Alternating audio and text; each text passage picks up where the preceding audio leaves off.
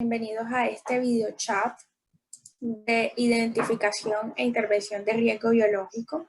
Mi nombre es Cameron Payares, soy consultor para SURA, enfermera, especialista en salud ocupacional, y en esta oportunidad voy a estar acompañándolos en esta temática súper importante en estos tiempos, que es la identificación e intervención de riesgo biológico. Digamos que en este espacio es de 1 hora 45 minutos. En la primera hora voy a estar compartiéndoles toda la temática y el siguiente tiempo va a estar para la resolución de preguntas. Es antes que nada agradecerles por permitirnos llegar a sus hogares, por permitirnos llegar a ustedes, por permitirnos entregarles bienestar a través de estos espacios y, por supuesto, recordarles nuestro compromiso con ustedes, sus familias y las empresas en estos tiempos de contingencia para COVID, ¿verdad? Y en estos tiempos en el que el país nos necesita unidos. Entonces, el objetivo de aprendizaje de esta actividad es básicamente que podamos reconocer cuáles son los principales elementos para la gestión integral de riesgo, para los programas de vigilancia epidemiológica y todo lo que tiene que ver con la identificación y gestión de riesgo en todas las empresas y organizaciones. Hoy sabemos que el riesgo biológico y el sistema de vigilancia epidemiológica para riesgo biológico juega un papel fundamental, ¿verdad? Quizás en algún momento la gestión de riesgo biológico no cobró mucha importancia y hoy vemos que definitivamente el riesgo biológico es una realidad que se puede materializar en nuestros entornos, tanto laborales como del hogar. Entonces, la idea es que hoy podamos reforzar qué tenemos que hacer para hacer una correcta identificación y una correcta intervención de este riesgo biológico a través de todas las estrategias que desde SURA se han pensado en ustedes y dónde podemos encontrar pues los recursos para hacer una gestión adecuada, ¿verdad?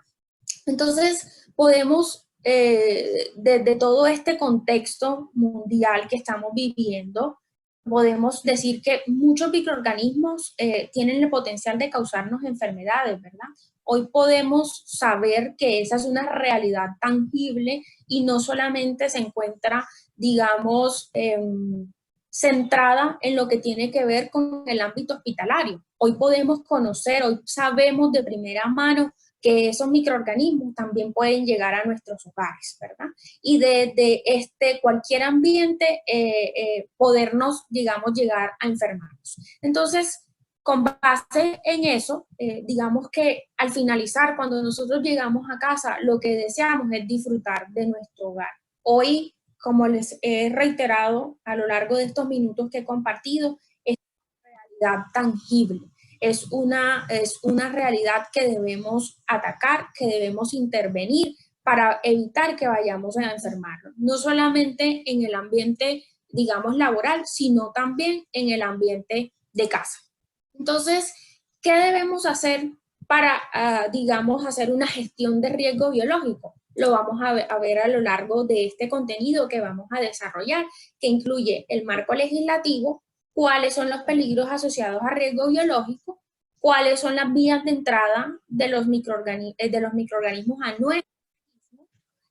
También vamos a encontrar cuáles son los trabajadores que se encuentran expuestos al riesgo biológico, al peligro biológico, y cuál es la metodología de identificación de peligros, evaluación y valoración de riesgo que desde ARL SURA se ha pensado para poder realizar. Entonces, hagamos un recorrido de lo que tiene que ver con la reglamentación y normatividad. Sabemos que en Colombia tenemos amplia reglamentación acerca de lo que es el riesgo biológico. Y este es el momento en que nosotros podemos reflexionar que si quizás desde nuestras organizaciones, desde nuestras empresas, desde nuestro sentir, desde nuestro interior, hubiésemos hecho, digamos, una gestión más concienzuda, más, digamos, más oportuna de lo que tiene que ver con el riesgo biológico, hoy quizás podríamos estar más tranquilos, ¿verdad?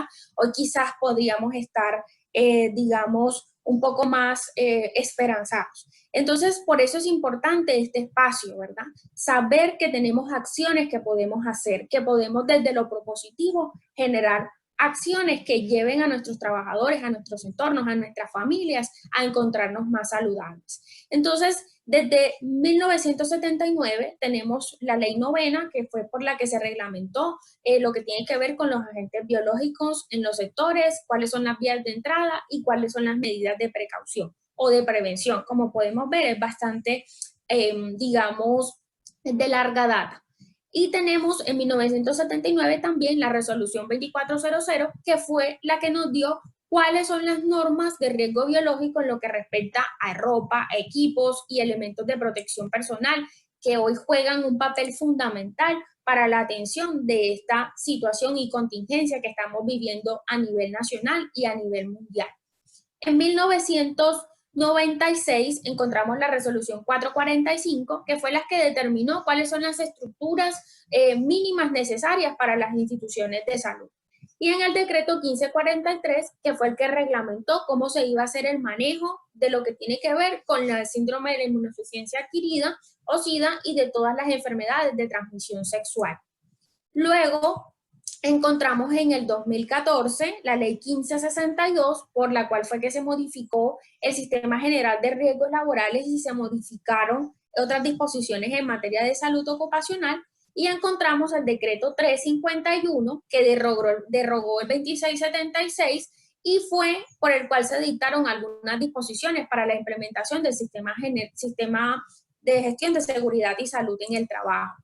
También tenemos el decreto, el famoso decreto 1072, por el cual fue que se reglamentó la implementación del sistema de gestión, y también, regresándonos un poquito, en 1989, ¿verdad?, el desarrollo de lo que tiene que ver con los subprogramas de medicina preventiva e higiene de seguridad. También encontramos en el 2002 la resolución 1164, por la cual fue que se adoptó el Manual de Procedimientos para la Gestión Integral de Residuos Hospitalarios y similares, que hoy juega todavía un papel más fundamental en lo que tiene que ver con esta atención y contingencia. Tenemos la resolución 1117 del 2017, que fue derogada por la 0312, ¿verdad?, del 2019, que es donde están los estándares mínimos de seguridad y salud en el trabajo. Entonces, teniendo en cuenta ese marco normativo, vamos a lo que es la definición de peligro. Entonces, dentro de la definición de peligro encontramos una situación que tiene el potencial de causarnos un daño, ya sea en términos de enfermedad, una lesión a una persona, ¿verdad?, o un daño a la propiedad, ¿verdad?, o la combinación de estos. Básicamente, hoy sabemos que digamos, el agente, el SARS-CoV-2, es un peligro en estos momentos. Entonces, ese factor de riesgo biológico, ¿qué podemos decir que es? Pues básicamente ese conjunto de microorganismos, toxinas, secreciones de origen biológico, tejido, órganos, fluidos corporales, ya sean de personas, de animales, que están presentes en los ambientes laborales y que cuando entran en contacto con nosotros pueden desencadenar enfermedades infectocontagiosas, alergias, intoxicaciones o cualquier otro efecto negativo sobre la salud de los trabajadores. Es por esto que es vital la implementación de estos programas para que podamos hacer una gestión adecuada y oportuna de estos peligros, de este factor de riesgo, que si bien no lo podemos eliminar, la idea es que lo podamos minimizar con unos controles adecuados. Dentro de esos peligros asociados a riesgo biológico encontramos un sinnúmero.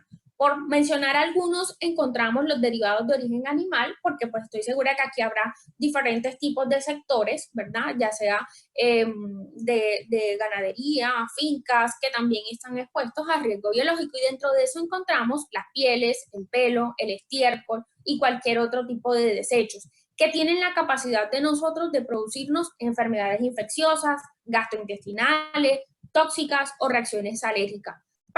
Dentro de los macroorganismos encontramos precisamente ese sector que les mencionaba ahorita, mordeduras, golpes, pisadas de animales, picaduras, que tienen el potencial de producirnos golpes, traumas, heridas, intoxicaciones y por supuesto la muerte. Por ejemplo, en la apicultura.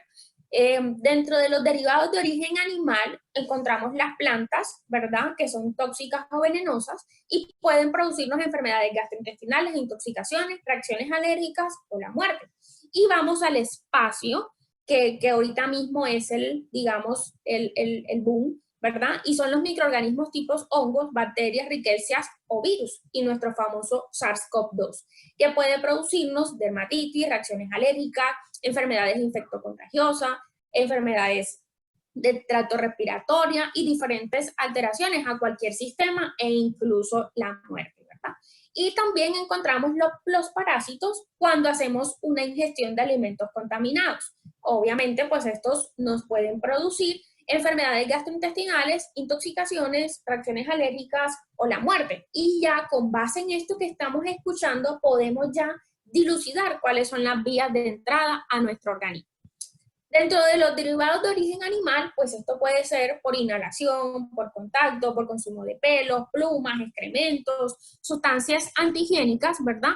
Y también de larvas, en el caso de los animales. Dentro de los macroorganismos, dentro de estos sectores, podemos encontrar roedores, serpientes, caballos, perros, gatos, ¿verdad? También, pues, básicamente que por medio de una mordedura, por medio de un rasguño, o un ataque animal, pueden entrar esos microorganismos hacia nuestro organismo.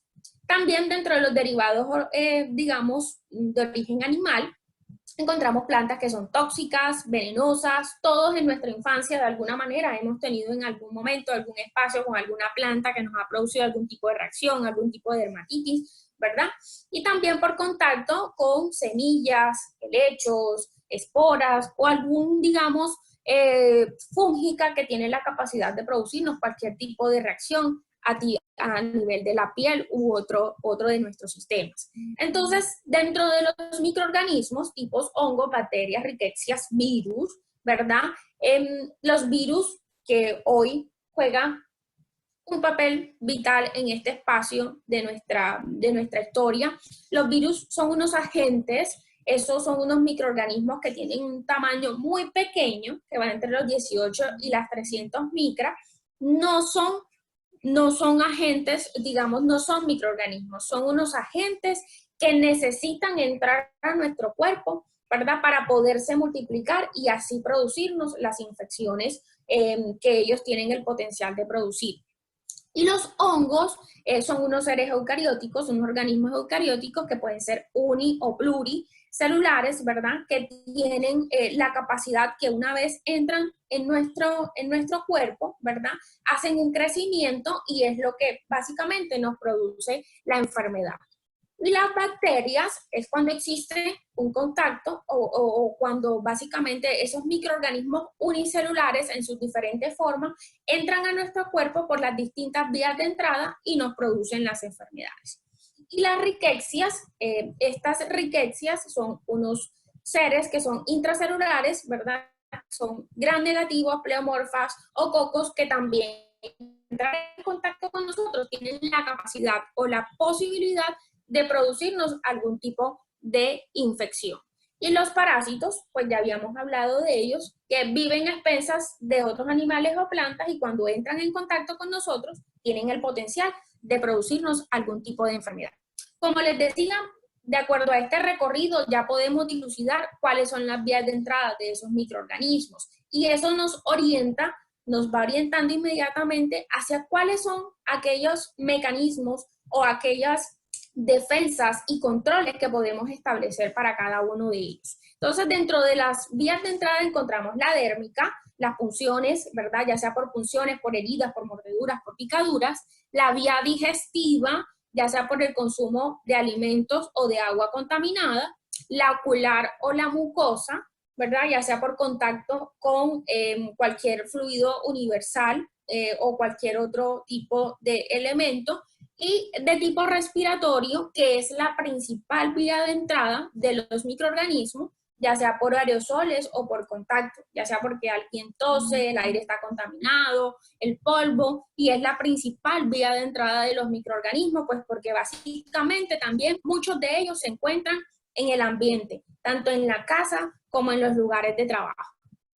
Entonces, aquí podemos ver una clasificación de acuerdo al riesgo, ¿verdad? Y la actividad económica que desarrollan. Entonces, encontramos que en la clase riesgo 1 encontramos los asilos y las unidades, pues las áreas especialmente de alguna manera de atención son las unidades de habitación y las lavanderías.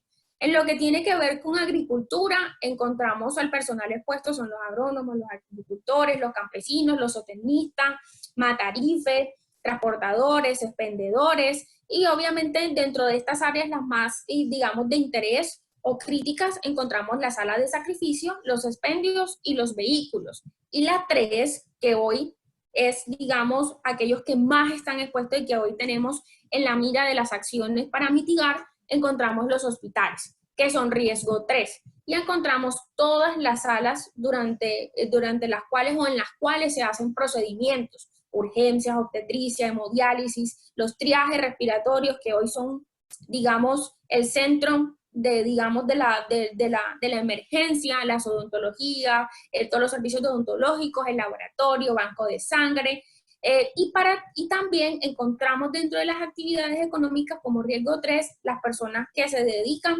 a el manejo de basura, ya sean operarios de relleno, recicladores o recolectores. Dentro de estas áreas encontramos de vital importancia lo que son los vehículos recolectores, las plantas de tratamiento, lo que son las operaciones de relleno, crematorios, y por otra parte, reciclaje. Por acá nos tienen una pregunta, dicen, tengo un trabajador que es alérgico al manzanillo, pero nuestra labor es en una parte rural. ¿Cómo puedo mitigar esto? Puesto que estoy en un área donde hay mucha vegetación. Bueno, y con respecto a eso, pues básicamente tiene que ver con el aislamiento de contacto. Allí es fundamental que su operario, su trabajador, tenga la ropa adecuada, ropa gruesa, botas a media caña, sus guantes, es decir, toda la ropa y overol indumentaria necesaria para evitar, obviamente, digamos, el contacto de ese trabajador, su piel, con esa planta a la cual es alérgico. Es cuestión también de identificar aquellas zonas donde tienen altos, digamos, plantas o tienen, donde aparecen para obviamente restringir la limitación o la circulación de ese trabajador a esas áreas. Entonces, ¿qué debemos hacer? Ya habíamos hablado, pero lo primero, hacer la identificación de lo que tenemos, ¿verdad?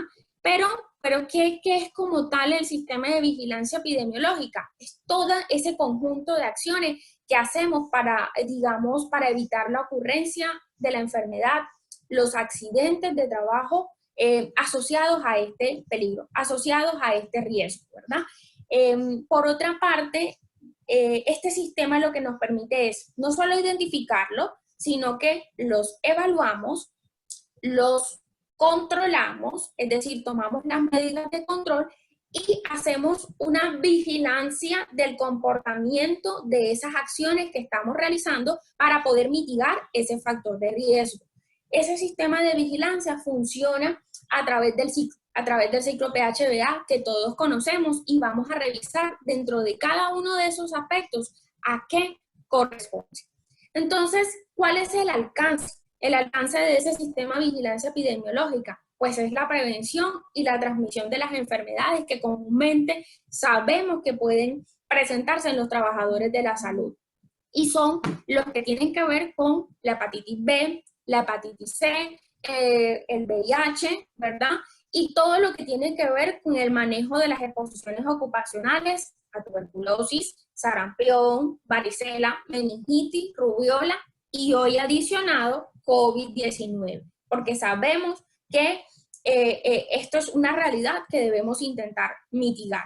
Algunos de pronto se han preguntado, ¿tengo que hacer un PBE diferente para COVID? No, la respuesta es no. Lo que debo hacer es simplemente incluirlo dentro del alcance de mi sistema de vigilancia epidemiológica y dirigir todas las acciones precisamente a mitigar la exposición y a mitigar el contagio de mis trabajadores a COVID-19.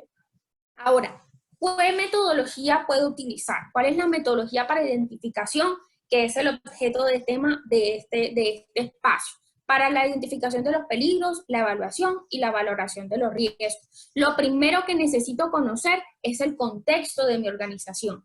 ¿Qué es ese contexto? ¿Qué es? ¿Qué hago? ¿Cuáles son mis áreas? ¿Cuáles son las acciones que yo realizo como empresa? ¿Los procedimientos? ¿Quiénes son mis trabajadores? ¿Cuál va a ser la aceptabilidad de ese riesgo? Es decir, ¿cuál va a ser mi margen entre el cual yo me voy a mover? ¿Qué es lo que defino como aceptable y como no aceptable dentro de mi organización? También debo hacer la definición de las medidas para el tratamiento del riesgo según la jerarquización de controles que vamos a ver más adelante. ¿Cuáles son? También debo hacer la implementación de las medidas de control.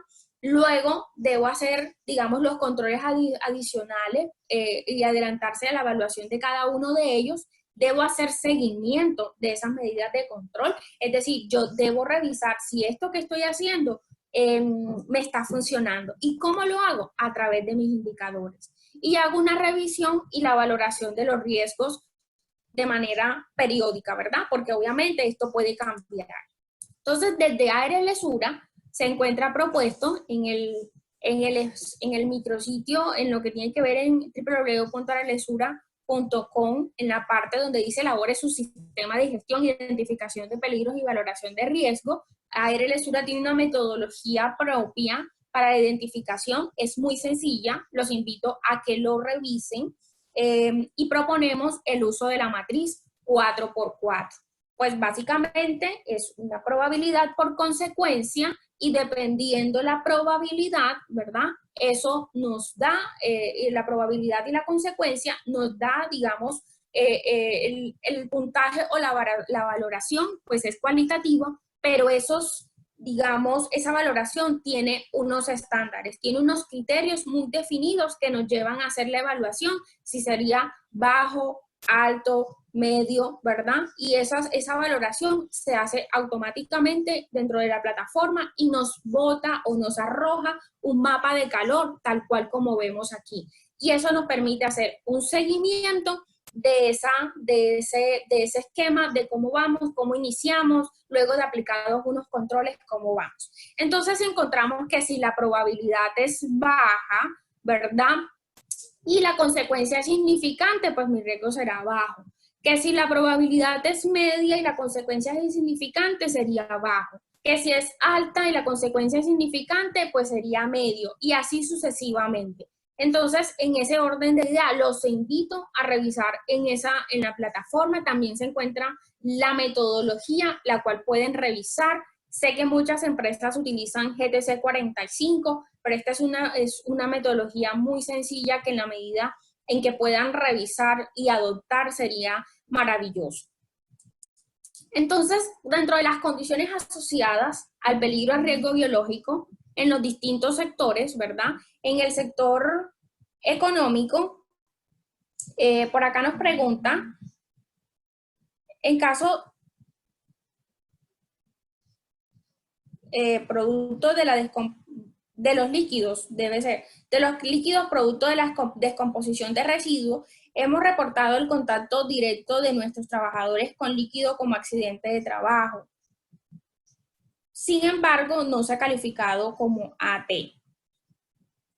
Bueno, estoy tratando de comprender. Dice que tuvieron exposición a los líquidos de descomposición. Hemos reportado el contacto directo de nuestros empleados con este líquido como accidente, sin embargo, no ha sido calificado como AT. Bueno, es importante valorar el contexto. Recordemos que cuando nosotros estamos expuestos a fluidos corporales, ¿verdad? Que tenemos contacto con ellos, con salpicaduras, pero sí tenemos elementos de protección personal, es decir, cayó sobre los elementos, cayó sobre el peto, cayó sobre la bota, pues eso constituye un incidente y no constituye un accidente, porque no estuvo en contacto con la piel o las mucosas del trabajador. Entonces, no conozco tu caso, pero sería importante que de pronto valores eso y revises en qué condiciones fue que se dio esa exposición.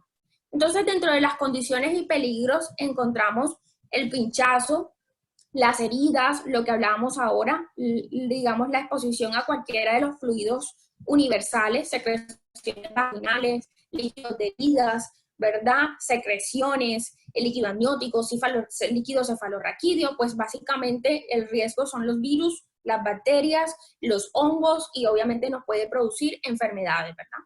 También tenemos la exposición a pacientes infectocontagiosas que hoy sabemos, el principal ejemplo es tenemos a los trabajadores de la salud que podrían o estuvieron o estarían expuestos a personas con casos confirmados de COVID-19. Y obviamente, pues, digamos que la principal consecuencia es el contagio de enfermedades. En este caso, poniendo el ejemplo, sería, pues, enfermedad por SARS-CoV-2. Entonces, la contaminación de alimentos en áreas de preparación de alimentos, que también puede pasar.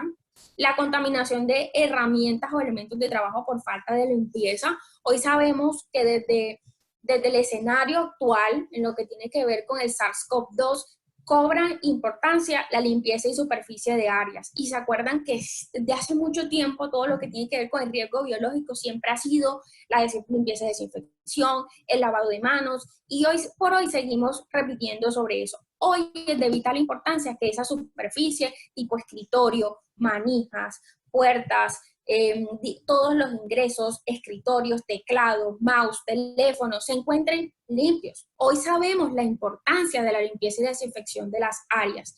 Las mordeduras o picaduras, pues también enfermedades, y el contacto con las plantas, pues reacciones alérgicas o dermatitis. También que juega un papel fundamental dentro de esta implementación del sistema de vigilancia, la bioseguridad. La bioseguridad es algo que conocemos desde hace mucho tiempo y hoy por hoy es un poco, digamos, preocupante y como reflexión, ¿verdad? En el análisis de toda esta situación y esta contingencia, es increíble que todavía tengamos a veces trabajadores que no saben cómo utilizar el elemento de protección personal. Por eso ustedes desde sus organizaciones, esta es una oportunidad para repensar cómo se está, cómo se hace la gestión de riesgo biológico, cómo podemos enfocar el aprendizaje desde lo propositivo y no desde lo negativo, no desde que si no te pones el EPP, pues te puedes, no, o sea, cómo hacemos para que este es un llamado de alerta a todas aquellas acciones que ya en el pasado hicimos y que hoy priman, digamos, una acción fundamental para el control de riesgo biológico.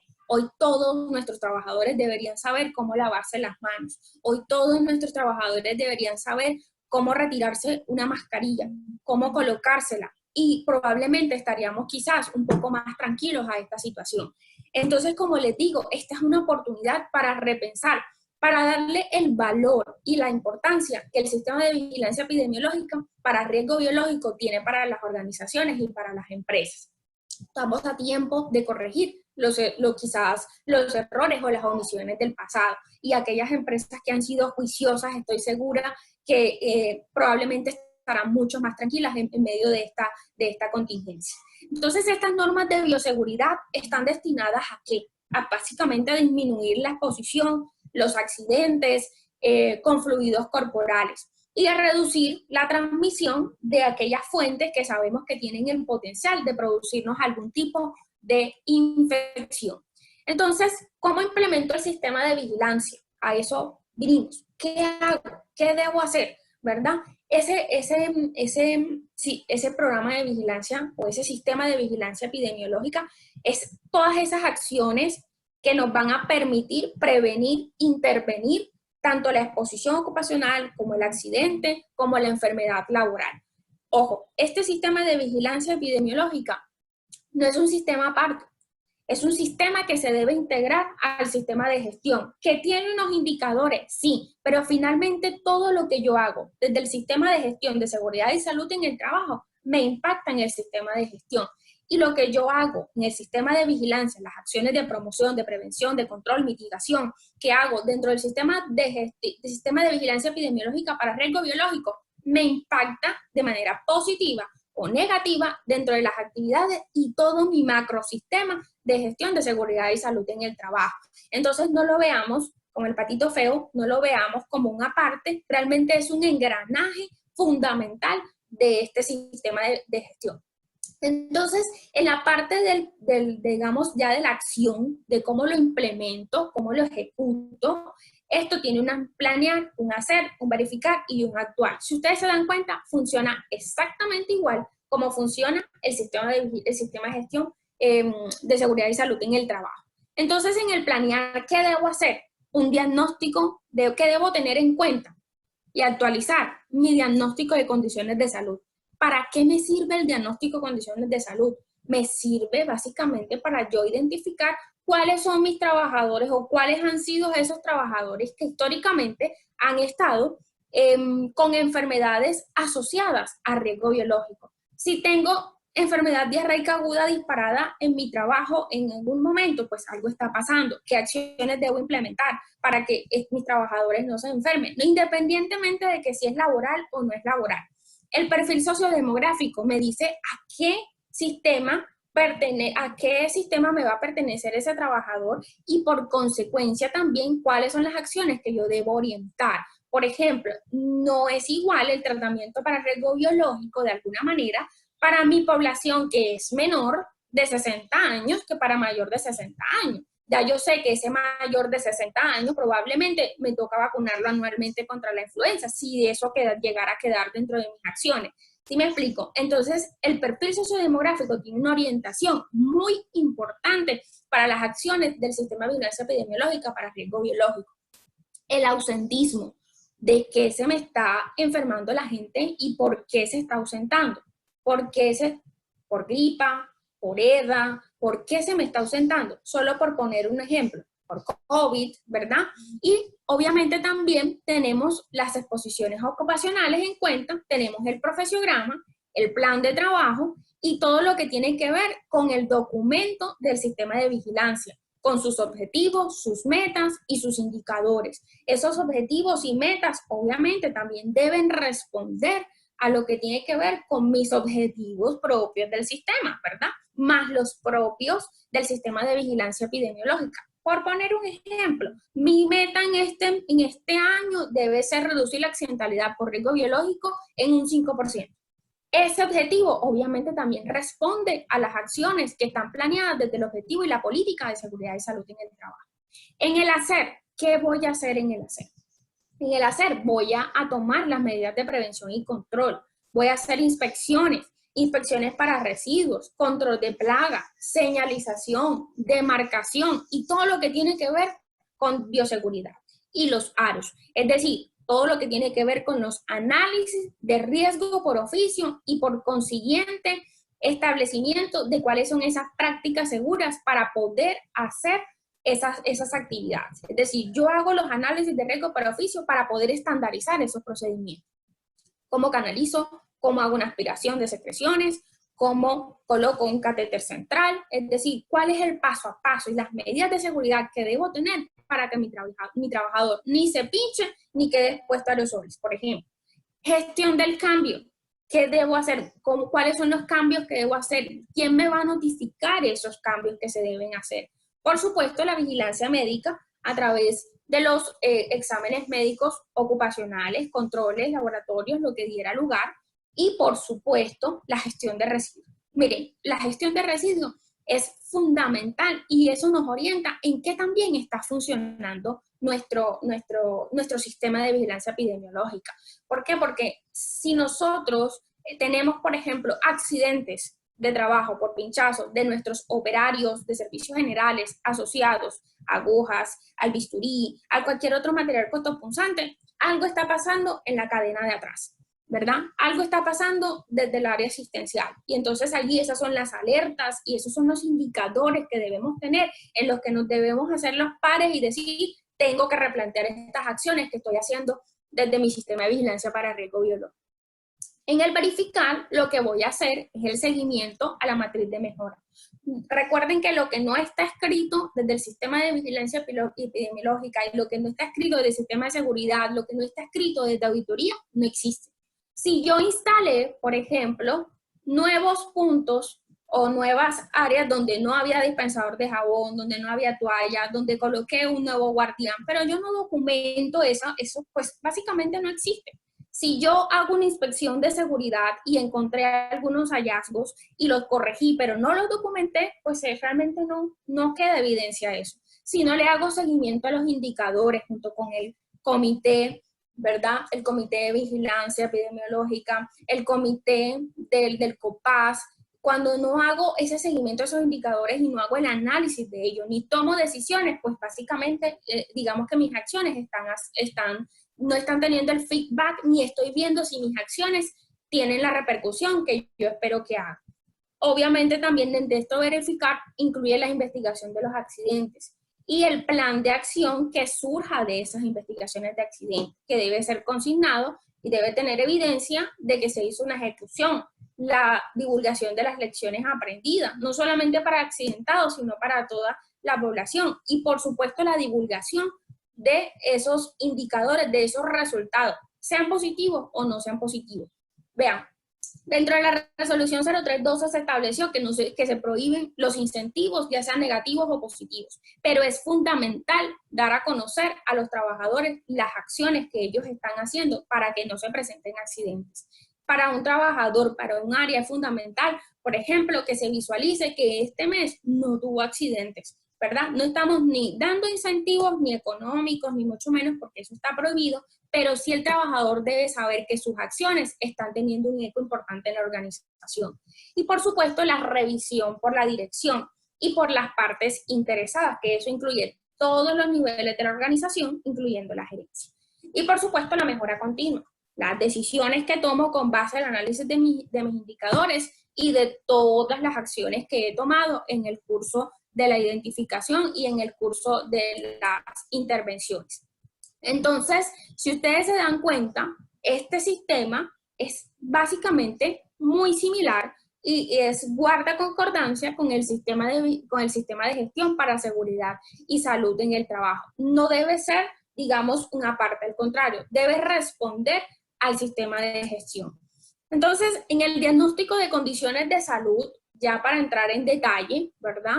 Este diagnóstico nos va a dar los antecedentes, los accidentes que se han, digamos, presentado.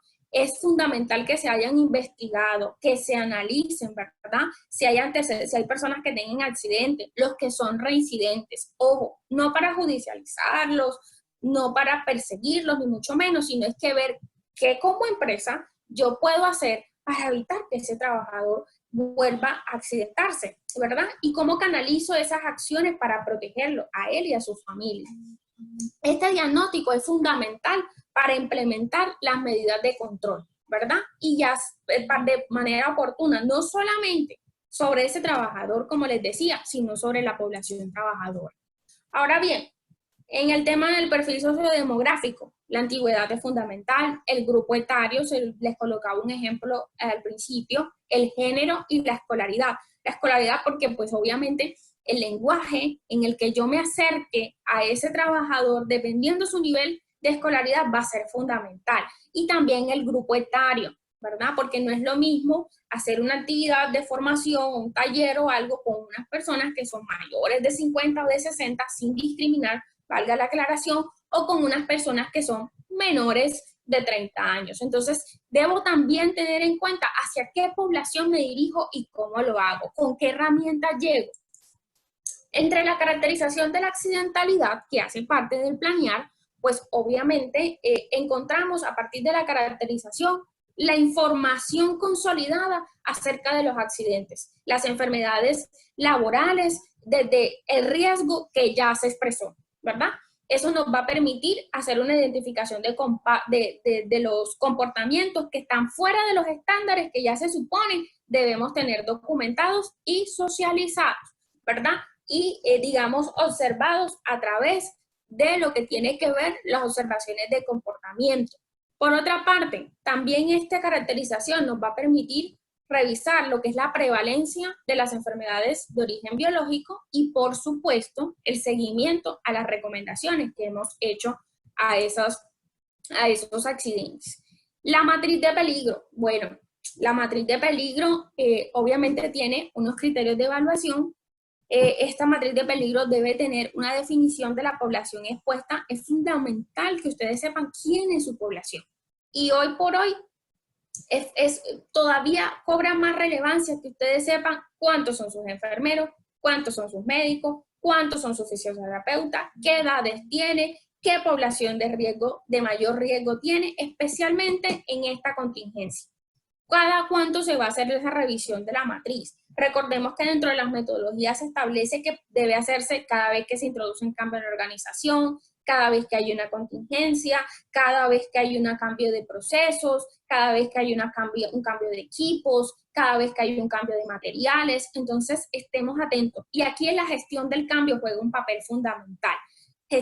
Quien dentro de esa organización tengan designados, sean los líderes de áreas u otras personas para la notificación, ustedes deben estar informados para que puedan tomar desde antes y establecer cuáles son los posibles peligros, cuáles son los potenciales accidentes, cuáles son los potenciales que se pueden producir con esas nuevas tecnologías, con esos nuevos equipos, con esos nuevos dispositivos, ¿verdad? Y obviamente validar la calificación del nivel de riesgo biológico para que podamos establecer cuál va a ser la prioridad. Es decir, a quién voy a intervenir o cuáles voy a intervenir primero.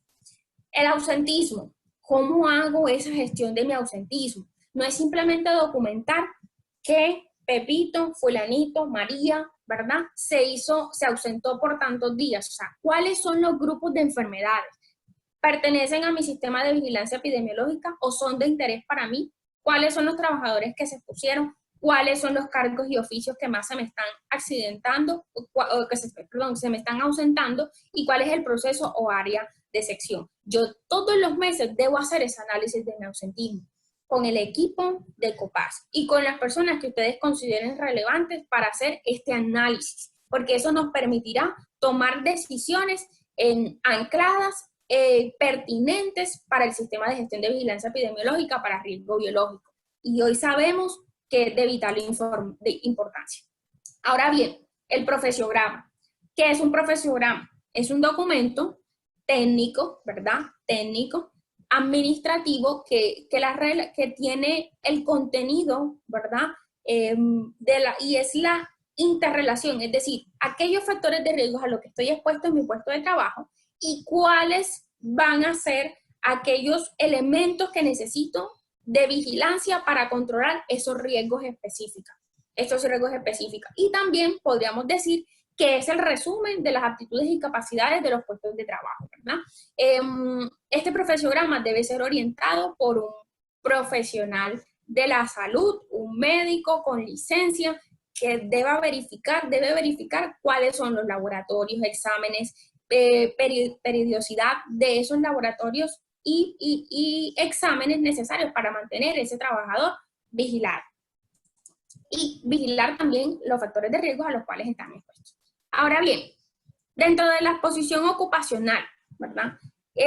Digamos, el propósito principal de esto es identificar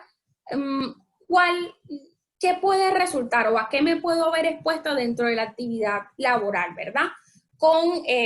Digamos, y eso depende de básicamente la actividad que estoy haciendo, la tarea que estoy haciendo, y para eso es fundamental que ustedes conozcan las descripciones de los cargos, las descripciones de la tarea, porque eso nos va a permitir identificar qué tan expuesto puede estar un trabajador ante un agente durante una actividad específica. Y la exposición potencial incidental, por exposición incidental, ¿verdad?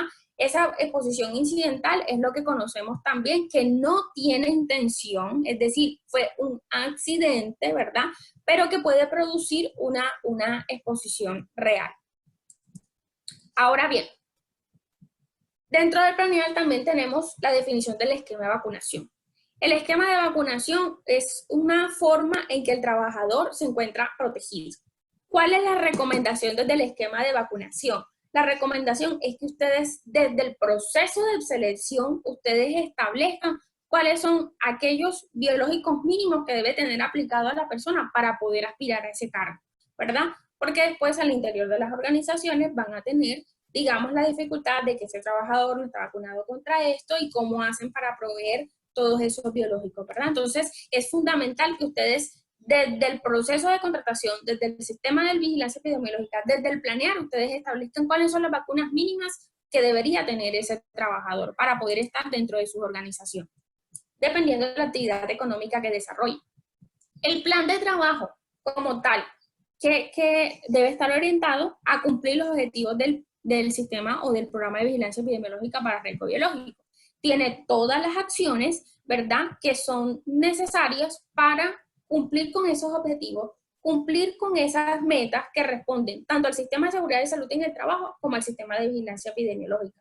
Eso tiene que ver, debe tener un aspecto de mejora continua, ¿verdad? Y debe tener en cuenta todas las partes interesadas del sistema, es decir, todos los niveles de la organización, ¿verdad? Sí, y por supuesto todo lo que tiene que ver con acreditación, todo lo que tiene que ver con, digamos, normativo, y obviamente este plan de trabajo debe estar orientado de acuerdo a la actividad económica que realiza la empresa y tener muy claro quién lo va a ejecutar, con qué recursos lo voy a ejecutar y cuál es el cronograma de actividades. Y obviamente también hacer un seguimiento de esas actividades. Si no la hice, ¿por qué no la ejecuté? ¿La pospongo o no tuve los recursos o no es pertinente?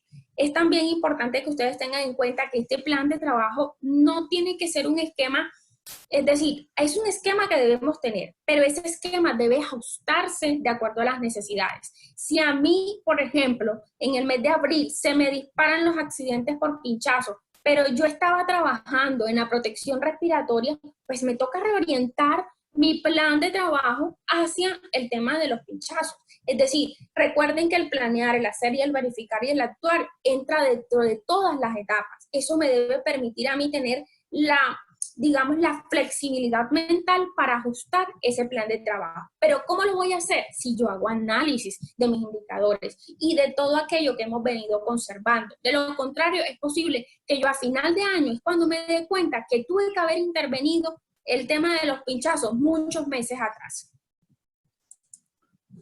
Dentro del planear, ¿verdad? También tenemos el documento. Ese documento debe permanecer actualizado, debe ser revisado, debe estar disponible y debe ser de consulta de acuerdo al nivel de cada uno de los trabajadores que tiene permitido consultar, ¿verdad? Y ese documento es el análisis del riesgo, ¿verdad?, que tenemos en cuanto a riesgo biológico específicamente, y en el cual la empresa define cuáles son los objetivos, cuáles son las metas y cuáles son los indicadores trazados para alcanzar una gestión oportuna, eficiente, de lo que tiene que ver e intervención eficiente del riesgo biológico. Dentro del hacer está el establecimiento de los controles. Esto está basado en lo que tiene que ver con la jerarquía de los controles.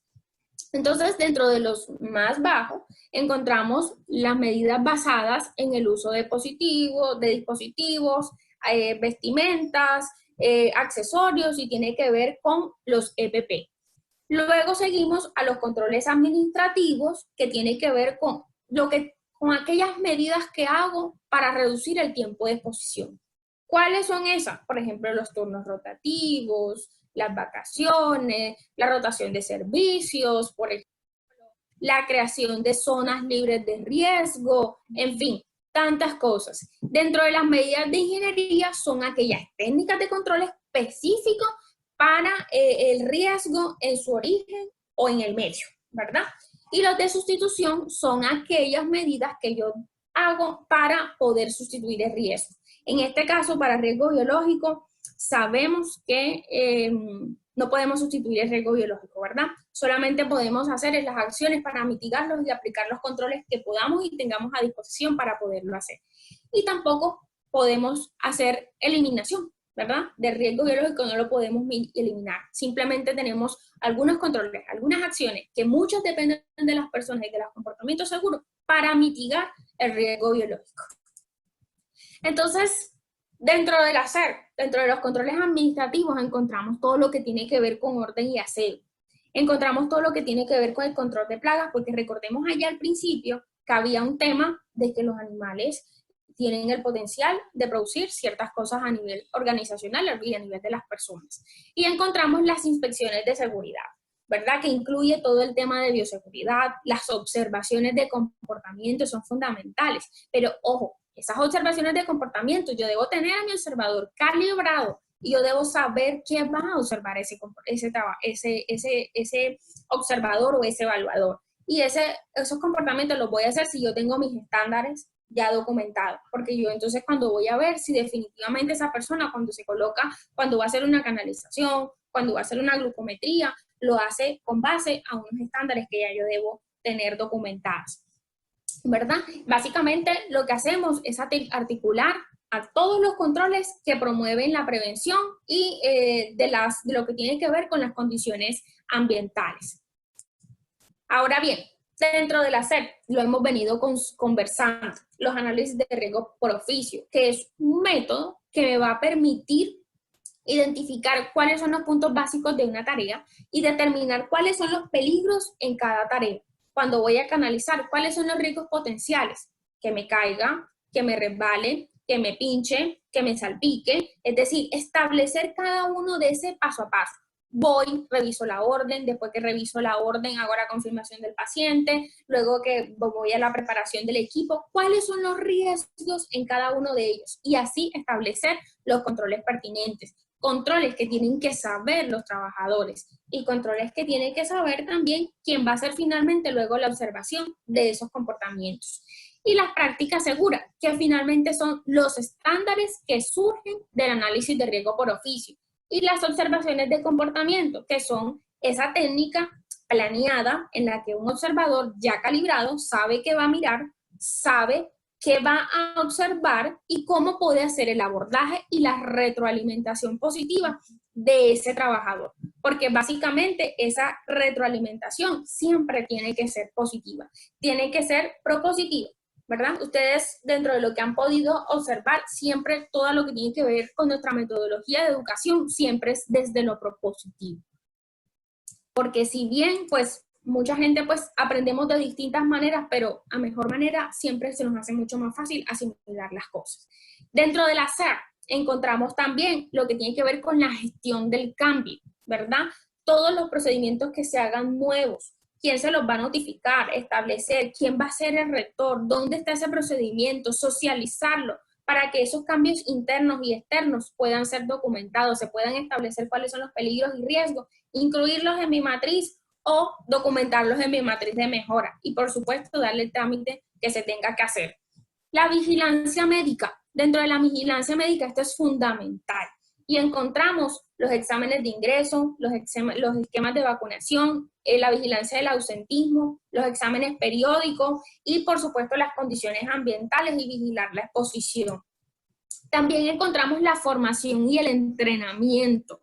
Recordemos que la formación y el entrenamiento debe ser, digamos, fundamentado bajo unas competencias mínimas que se requieran para desarrollar esas tareas. Y esas competencias también están desde el mismo proceso de selección. Si ven cómo se engrana todo, es decir, si yo no hago un buen proceso de selección, si yo no tengo definido cuáles son las competencias de ese trabajador de la salud o de ese trabajador para trabajar en ese espacio en el cual va a estar expuesto a riesgo biológico, posiblemente voy a tener un potencial accidente o un potencial trabajador enfermo. Y por eso es fundamental que desde el proceso de selección se establezcan cuáles van a ser las competencias, cuáles van a ser las necesidades y qué debe cumplir ese trabajador para poder desarrollar esa tarea.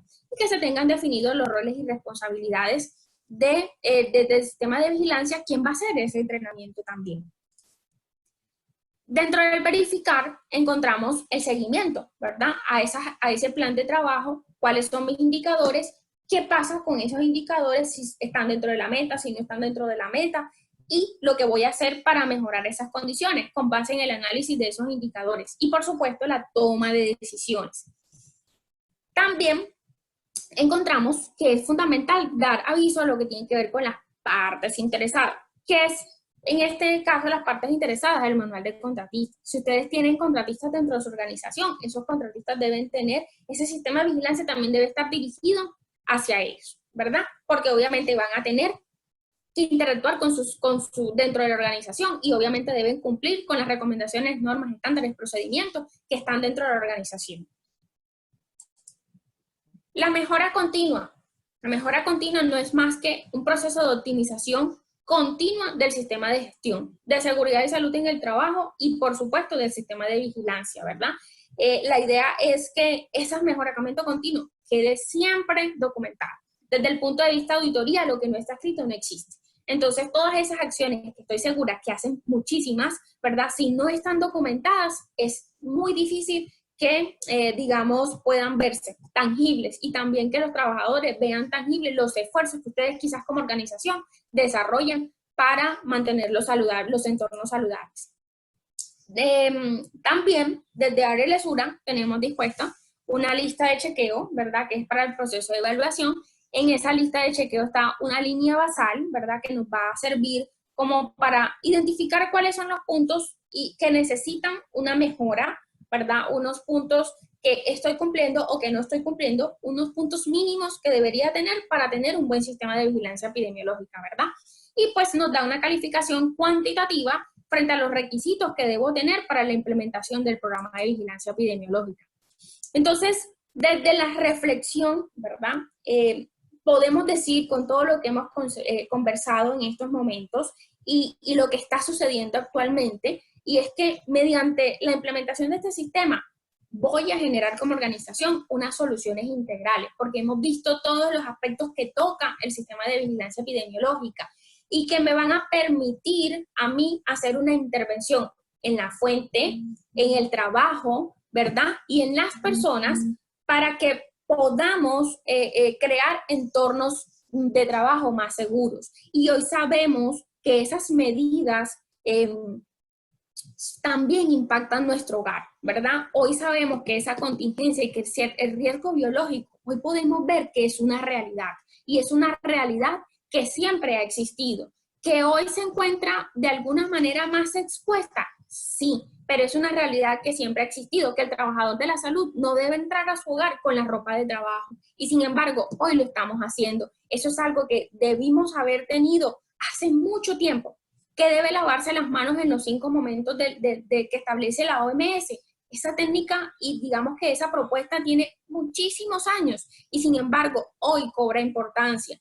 Entonces, si ven, este es un espacio en que ustedes como organización puedan repensar su intervención en riesgo biológico, puedan repensar cómo hacer las cosas y desde lo propositivo generar unas acciones positivas dentro de sus organizaciones para sus empleados y por supuesto para sus familias y las familias de sus empleados. Entonces, ¿cómo lo puedo hacer participativo? Pues obviamente, ¿verdad? Que debe contar con todos los niveles de la organización. Desde la persona que abre la puerta hasta la junta directiva. Deben hacer parte de riesgo biológico. Y hoy lo sabemos, ¿verdad? Que no importa qué cargo tengas, qué área tengas, que te desenvuelvas, cuál sea tu labor dentro de la organización, debes lavarte las manos. Entonces, podemos entender que básicamente ese riesgo biológico nos involucra a todos. Por acá tienen unas preguntas, ya vamos a pasar a ellas y nos dicen, ¿cómo podemos prevenir la mordedura de animales? Bueno, eso depende, ¿verdad? ¿Qué tipo de mordeduras estamos esperando? En lo que son los contextos de, por ejemplo, agricultura, lo que más nos puede pasar es, por ejemplo, lo que tiene que ver con serpientes.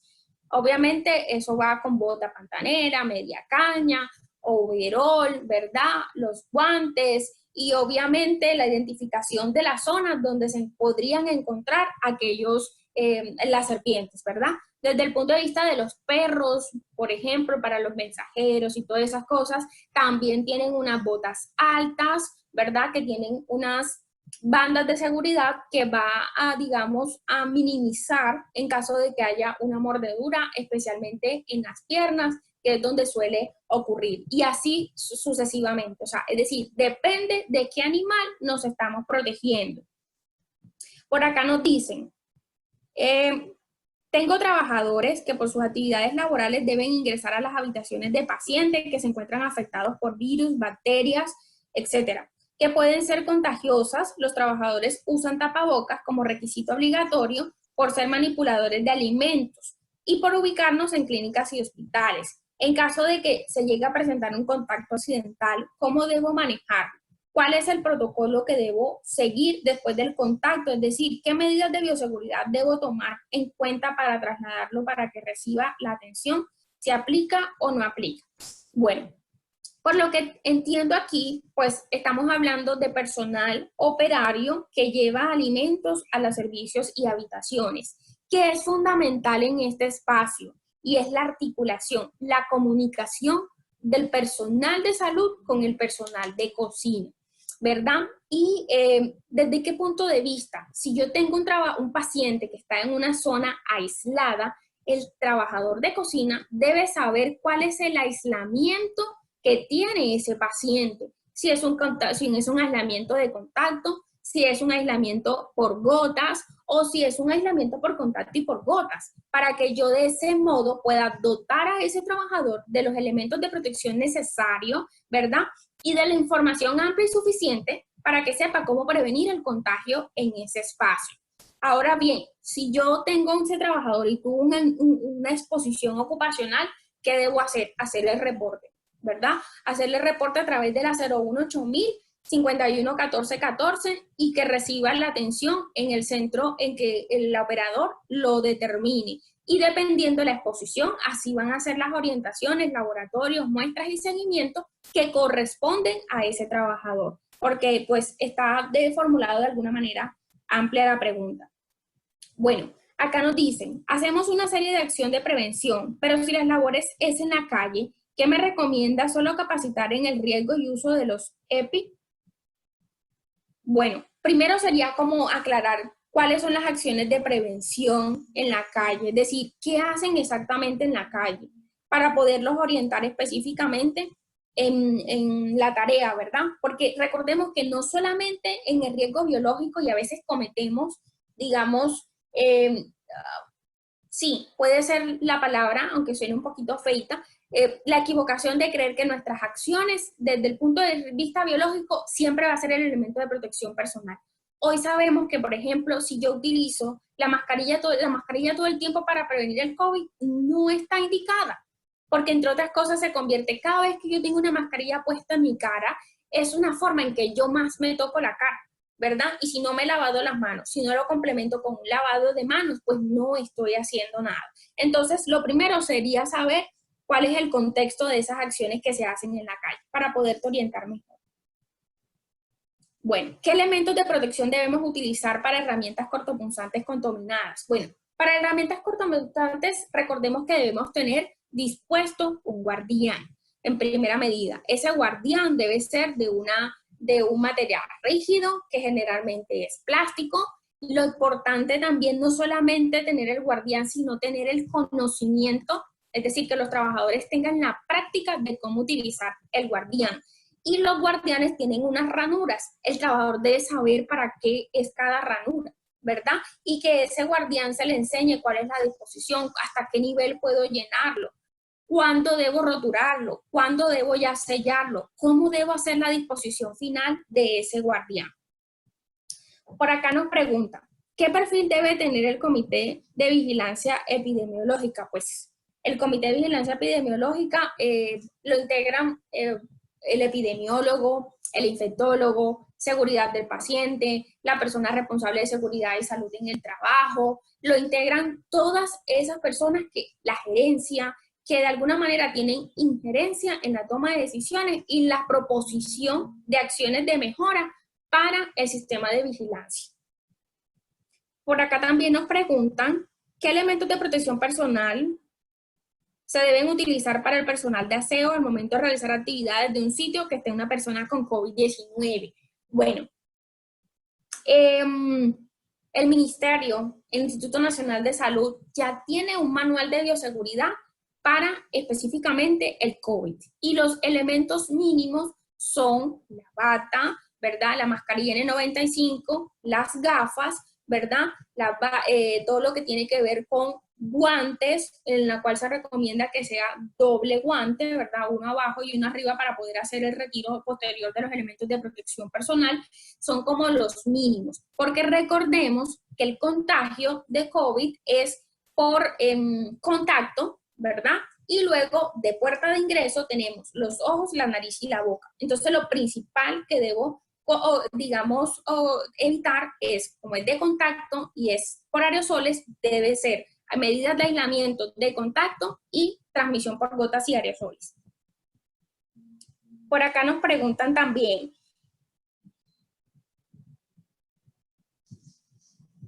¿cuáles son las vacunas del personal del sector? ¿Cuáles son las vacunas en el sector aseo? Pues son las mínimas del personal también de la salud, ¿verdad? Encontramos hepatitis B, encontramos varicela, encontramos tétanos, influenza, fiebre amarilla, son las mínimas.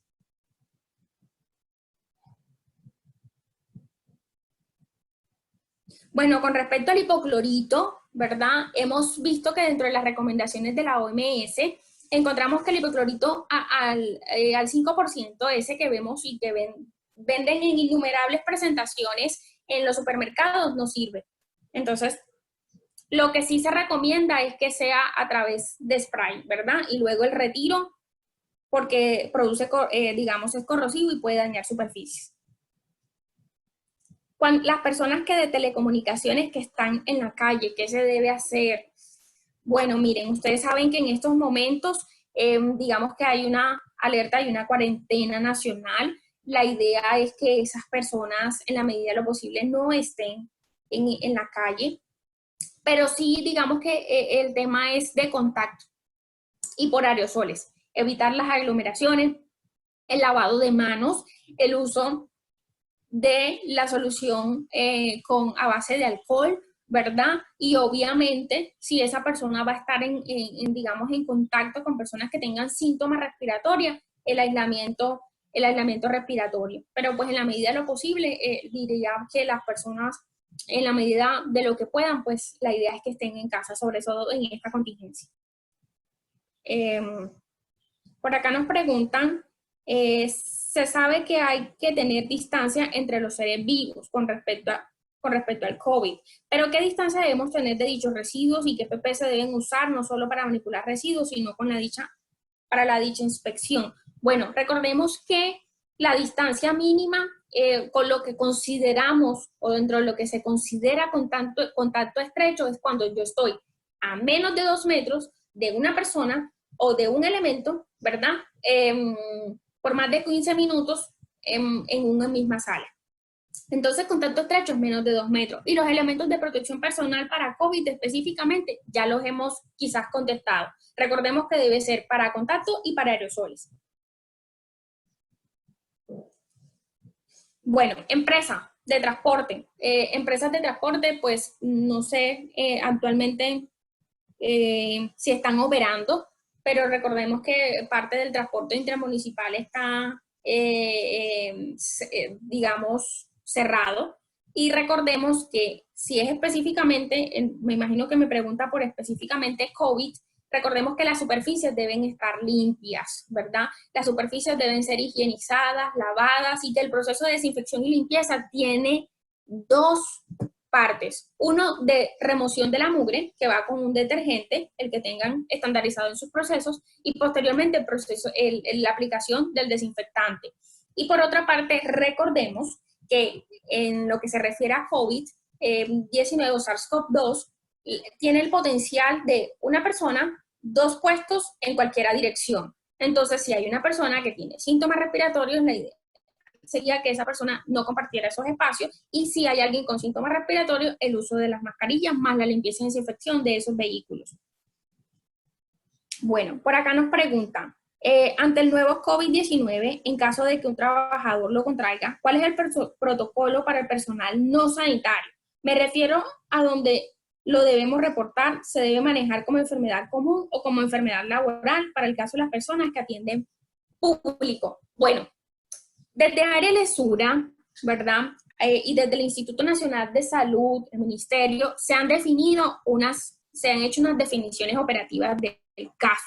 Para yo poder reportar a un trabajador, debo tener un nexo epidemiológico, ya sea en el entorno laboral, ¿verdad? ¿verdad? O en el entorno laboral, ya sea porque hace una tarea específica relacionada con el proceso de atención de pacientes o porque fue dentro del entorno en una oficina o en una actividad. Debe cumplir con unos criterios, y esos criterios es haber tenido el principal, un contacto estrecho, es decir, menos de 2 metros con una persona con un caso confirmado para COVID-19, ¿verdad? por más de 15 minutos en una sola sala, o que haya hecho procedimientos en los cuales tuvo exposición a fluidos que tienen el potencial de contagiarme, secreciones, esputo, ¿verdad? O cualquier otra secreción que tiene el potencial, y no estuve protegido, ¿verdad? Porque la definición operativa ya la hizo el Instituto Nacional de Salud. Y también cuando hago un procedimiento que genera aerosoles, tipo, por ejemplo, endoscopia, inducción del esputo, la aspiración de secreciones, y no tuve N95 y tuve contacto con esas secreciones. En ese caso, yo debería hacer el reporte. El reporte lo hago como incidente a la 018.051.14.14, ¿verdad? También reporto al profesional y reporto al médico laboral que tenga asignado, hago el seguimiento de ese trabajador, y si ese trabajador, tomadas las muestras por la Secretaría de Salud, a quien debo darle aviso inmediatamente, ¿verdad? Y tomadas por la EPS o quien corresponda o quien se designe en su momento, ¿verdad?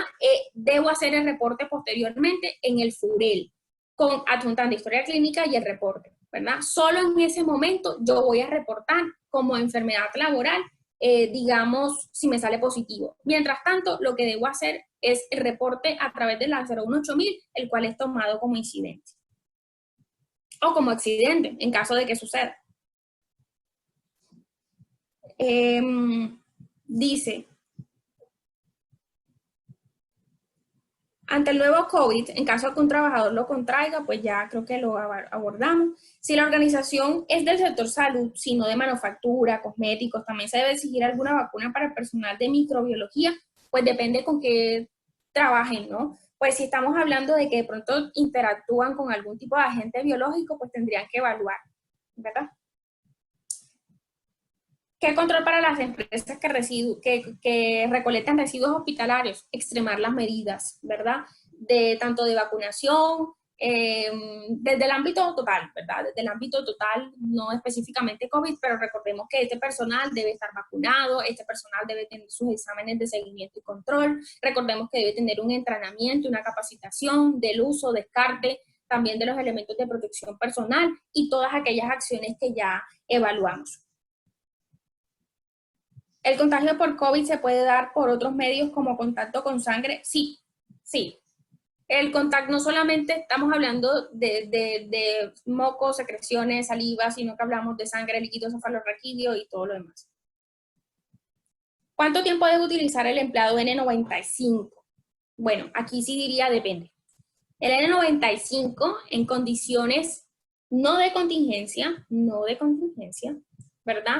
Tiene una duración de 5 a 7 días. Pero si estamos hablando de COVID, solamente sería 1, ¿verdad? Por paciente. Recordemos que ya hay unos lineamientos desde la OPS y la OMS que nos dicen que hay unos estándares mínimos de cuántos mascarillas, cuántos guantes, cuántos N95, que es 1 por paciente día.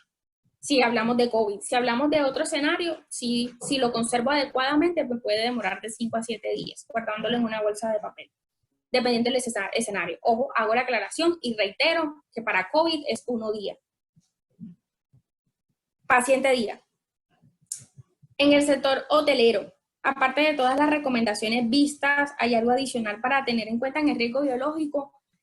Yo creo que es fundamental que ustedes, sector hotelero, tengan unos, digamos, una red de apoyo, ¿verdad? Una red de apoyo con la secretaría para notificar oportunamente si tienen huéspedes, ¿verdad? Intensificar el tema de limpieza, obviamente dotar adecuadamente y entrenar a sus trabajadores en el uso y en las recomendaciones, intensificar los protocolos de limpieza y desinfección y, por supuesto, el entrenamiento en el uso de esos productos de manera adecuada. Controles para empresas que almacenan alimentos, extremarlos, ¿verdad?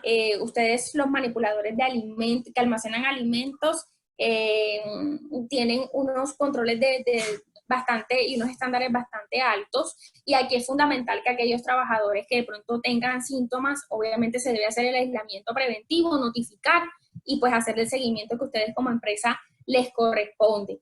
Eso hablando de COVID específicamente, porque recordemos que este virus, cuando tosemos, estornudamos, hablando, esas micropartículas, esas gotículas caen sobre las superficies, Y si caen sobre las superficies y luego yo la tomo, ¿verdad? La toco, no solamente me convierto en portador sano, sino que cuando me lleve la mano a los ojos, a la nariz o a la boca, y voy a empezar a contagiar a los demás porque también puedo ser un asintomático que también puede ser contagioso. Ay, bueno. En caso de no haber proveedor para tener respiradores N95, recuerden que el INVIMA hace unos días lanzó una declaratoria en la que ya considera que se pueden recurrir a otras medidas o a otro tipo de elementos, dentro de eso los industriales. Entonces sería bueno que la revisen y para que puedan identificar dentro de sus organizaciones y el tipo de organización cuáles pueden tomar.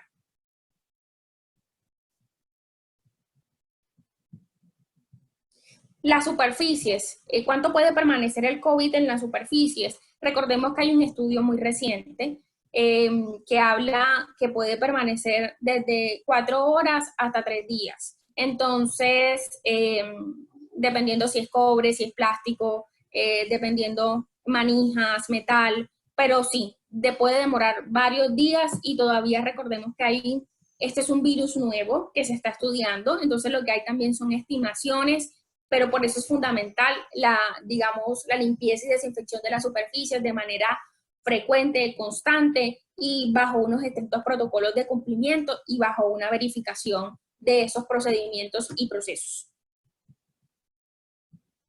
¿Existe alguna reglamentación que establezca la obligación del empleador para implementar esquemas de vacunación para el personal expuesto a rayos X o a riesgo biológico?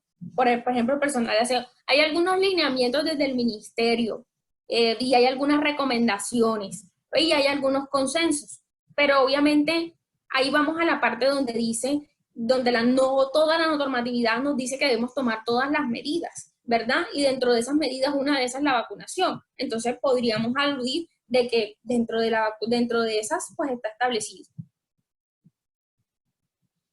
El personal de aseo definitivamente también, especialmente en lo que respecta a áreas donde es, digamos, crítico el riesgo biológico, por supuesto debe estar vacunado y eso entra dentro de la población expuesta y dentro de la población a intervenir en materia de riesgo biológico. Estoy a la espera.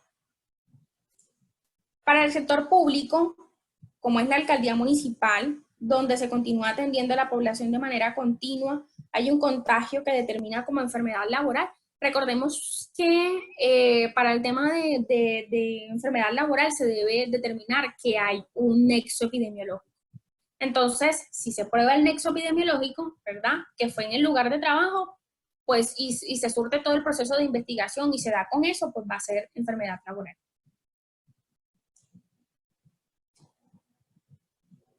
Estoy a la espera de más preguntas.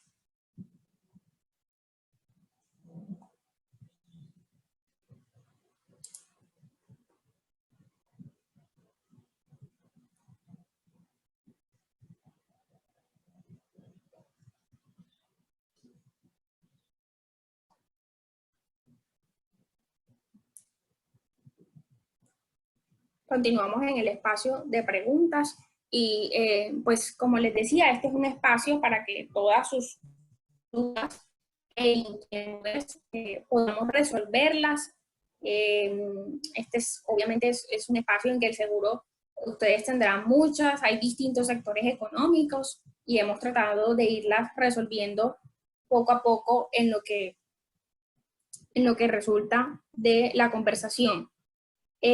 Por acá nos preguntan para el sector subconstrucción, donde una de sus etapas viene que ver con el descapote o limpieza de terrenos, donde la exposición a animales ponzoñosos o serpientes, qué medidas se puede tener en cuenta para, en caso de que algún trabajador sea mordido o picado, ¿verdad?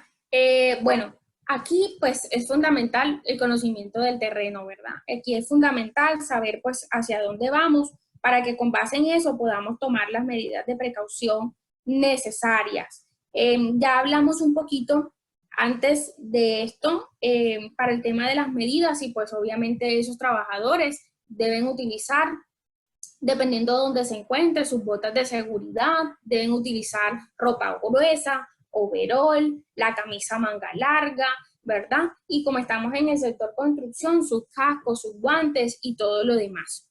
Y eso es, y sobre todo el conocimiento del terreno, para saber a qué posible nos vamos a enfrentar. Recordemos que siempre que nosotros vamos a hacer una tarea, nosotros debemos identificar cuáles son los posibles riesgos. Y para eso también es la matriz de peligro, y para eso también es el análisis de riesgo por oficio. Cuando yo tengo una tarea ya descrita e identificada y sé cuál es el paso a paso, yo sé cuáles son los riesgos y eso me va a permitir establecer las medidas de control necesarias. Por acá nos dice, cuando hablas de los aros, ¿qué profesional puede diseñar este documento? Muy buena pregunta. Cuando nosotros hablamos de los aros, se necesita fundamentalmente el profesional de seguridad y salud en el trabajo, la persona que tengan designada para eso. Y es fundamental el trabajador, porque es que el trabajador es quien sabe cuáles son los pasos de la tarea, ¿verdad? Es quien sabe dónde están las dificultades o dónde están los posibles riesgos y es donde están las tareas. Y también podemos, digamos, requerir de otros profesionales que nos puedan ayudar a diseñar las medidas de control necesarias desde todo punto de vista de los distintos sectores económicos, controles de ingeniería, diseños, automatización, en fin, tantas cosas. Pero sí, de manera inicial el profesional y el trabajador, más los otros que se requieran de acuerdo a la actividad que estamos evaluando y diseñando. Bueno, además del alcohol y el lavado de manos, además del alcohol y el lavado, se me perdió por aquí, denme un segundo. Además del alcohol y el lavado con agua y con jabón, ¿qué otro producto podríamos utilizar para desinfección?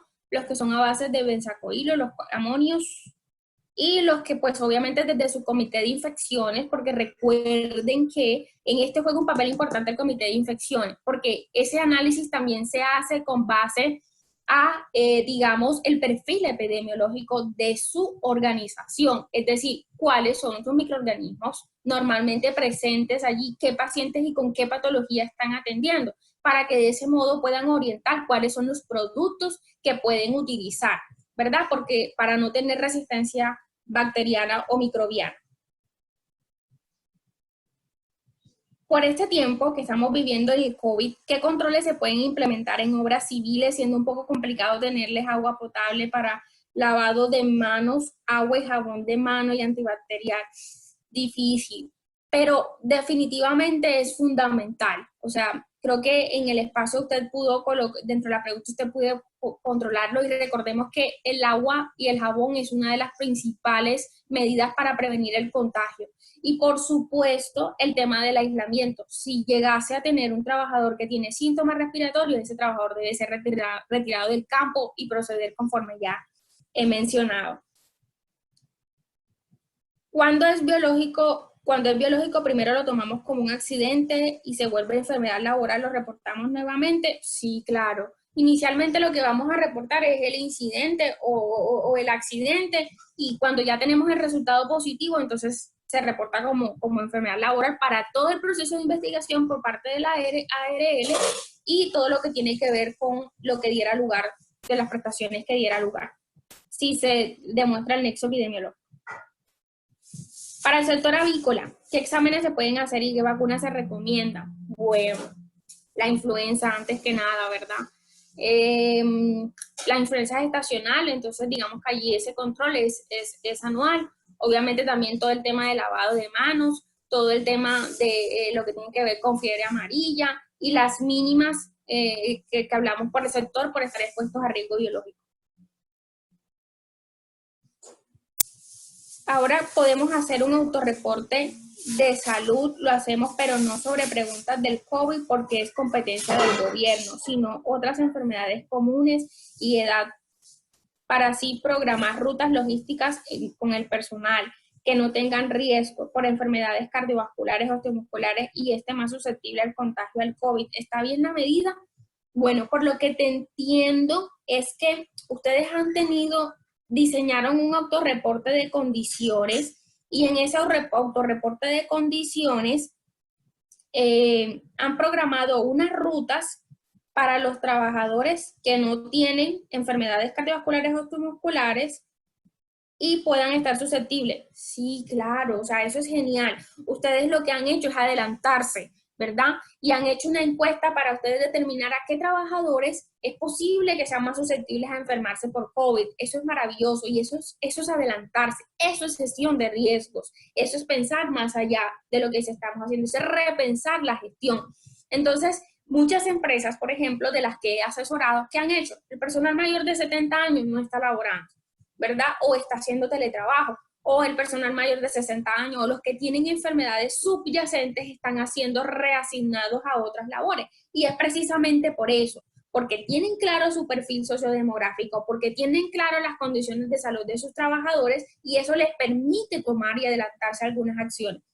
Eso que han hecho está muy bien hecho. Si ya tengo el riesgo de virus, bacterias en la matriz de peligro, ¿debo modificarla? Pues eso depende. Depende de las acciones que tienes implementadas y depende de los controles que tienes actualmente implementados, ¿verdad? Si tus controles son bajos, probablemente tu evaluación va a ser crítica, pero si tú tienes unos buenos controles, tendrías que mirar que más bien adicionar a los controles que ya tienes establecidos. Por ejemplo, tu compañero o la persona que acaba de preguntar, ellos tomaron unas acciones administrativas, que fue indagar por aquellos y tomar unas rutas de acción. Eso también se puede consignar y sería más como la actualización de tu matriz de peligro y los controles que has tomado en materia de gestión de riesgo biológico. ¿Hasta qué punto se debe realizar un sistema de vigilancia epidemiológico en cuanto a riesgo biológico en mi empresa, que es uno de los críticos para picaduras y mordeduras de animales? Pues debes tenerlo, porque pues tú tienes un riesgo y el riesgo específicamente es por mordeduras. Entonces ahí te toca, digamos, alinear esas acciones específicamente para la fuente de tus peligros, que en este caso son los animales por mordeduras. Para el sector construcción, ¿qué vacuna se debe colocar en el personal? Bueno, para el sector construcción específicamente, si hablamos fuera de la contingencia, creo que una de las fundamentales es el tétano, ¿verdad? Por el riesgo que tienen de cortarse, pincharse con herramientas, óxidos y todo lo demás. Y obviamente surtir todos los procesos de atención que llegasen a derivarse de un proceso en que se pinchen o que se corten y la aplicación de los posteriores biológicos. Y pues básicamente por eso. Para decir que si un trabajador presenta positivo para COVID, se maneja como una enfermedad laboral y se reporta. Sí, ya creo que habíamos contestado esa pregunta inicialmente. Recordemos que debe cumplir con un nexo epidemiológico, unos criterios, y esos criterios es que haya estado en contacto con una persona positiva, que esa persona positiva, adicional a eso, haya estado en un espacio compartido, menos de 2 metros, contacto estrecho, que haya contacto con esas secreciones o fluidos potencialmente infectantes, ¿verdad? Y que adicional a eso, quizás, por ejemplo, haya hecho un procedimiento en el que no utilizó los elementos de protección personal o utilizó un elemento de protección inadecuado y tuvo una exposición. Lo hago el reporte, ¿verdad? Y luego, posteriormente, si sale positivo el trabajador, hago el reporte como enfermedad laboral. Antes de eso, recuerden que debo dar aviso a las secretarías de salud municipal y todo lo demás y seguir el paso a paso dependiendo si es sintomático o si es asintomático. Para una oficina de consultoría en la que hay personal que de manera rutinaria, para una oficina de consultoría en la que hay personal que de manera no rutinaria realiza labores de campo, se debe incluir la exposición a agentes biológicos de manera diferenciada e incluyendo el COVID. Pues en estos momentos te diría que sí, porque si hay que salir a la calle, hay que incluir cuáles son, digamos, los potenciales riesgos. Entonces, pues aquí vemos que está tangible el riesgo biológico, entonces tocaría que dependiendo de las actividades que realice, a dónde van, a qué espacios visitan, hagas la inclusión y la gestión y tomes las medidas de precaución necesarias. Estamos a la espera de nuevas preguntas. Entonces, a lo largo de todo esto, hemos visto que quizás muchas de las acciones ya las estábamos haciendo, quizás algunas no las hemos documentado o no las habíamos documentado, pero aquí juega un papel importante tener escrito, ¿verdad? También aprovecho este espacio que tenemos para invitarlos a revisar las fuentes de información oficial del instituto, del ministerio de ARL Sura. En el micrositio de ARL Sura tenemos una parte que dice todo lo que debes saber acerca del coronavirus, y hay pósters, hay videos, infográficos, material publicitario que pueden compartir, infográficos, perdón, que pueden compartir con sus trabajadores. También hay videochats, hay una videoteca que también pueden compartir con sus trabajadores, y la idea es que en hacer el curso que está acerca del coronavirus, que es completamente certificable, y promover esa difusión de información real, oportuna, veraz, contagiarnos de la prevención y no contagiarnos del miedo. Si tenemos una situación para las empresas de vigilancia, ¿qué medidas se toman, ya que ellos tienen que salir todos los días? Bueno, las empresas de vigilancia, sin lugar a dudas, hoy son objeto de control, ¿verdad? Porque son las personas que son de cara de ingreso sobre todo a lo que son centros hospitalarios, son las personas que están prestando seguridad, y esas personas deben tener en cuenta el lavado de manos, ¿verdad? El tema del manejo de la ropa, el tema del manejo de los elementos, el tema del manejo de las distancias, el distanciamiento social, y dependiendo digamos, el sector económico en el que se desempeñe, las medidas de protección adicional. ¿Es bueno o malo lavar los guantes que utilizo para prevenir? Bueno, no debemos reutilizar ningún elemento de protección personal que haya sido utilizado para atender pacientes en el espacio en lo que tiene que ver con COVID. Ninguno de los elementos de protección personal los debemos reutilizar. Eso debe ser completamente desechado inmediatamente sin entrar en contacto con ellos.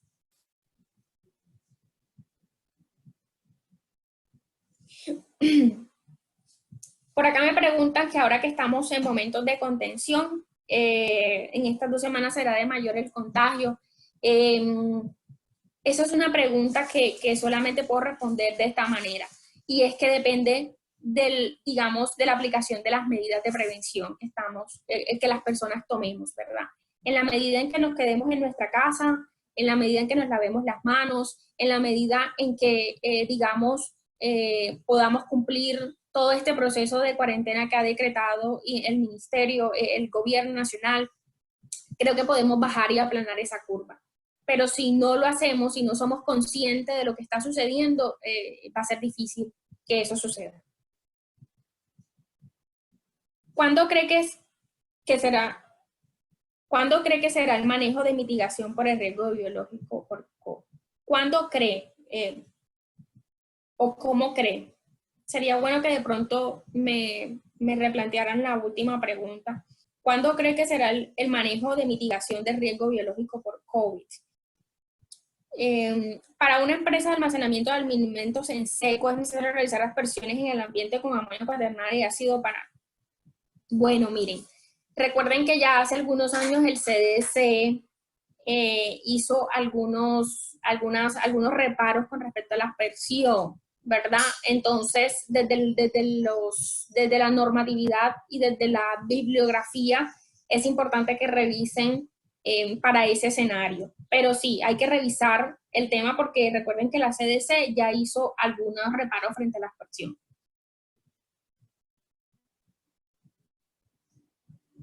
Si en el horario de trabajador alguien presenta tos, pues ese trabajador en primera medida debe tener higiene respiratoria, el uso de la mascarilla y de preferencia se recomienda el aislamiento, es decir, que se vaya a casa. Y el seguimiento por parte de la empresa en el anexo 1 de los lineamientos del Instituto Nacional de Salud para la vigilancia frente a COVID, que todos los días se llama al trabajador y se le pregunte, ¿tiene fiebre, tiene tos, tiene dificultad para respirar y todo lo demás? Y pues obviamente el retiro a casa, ¿verdad? Esos trabajadores pueden hacerlo trabajar desde modalidad, esa es la recomendación.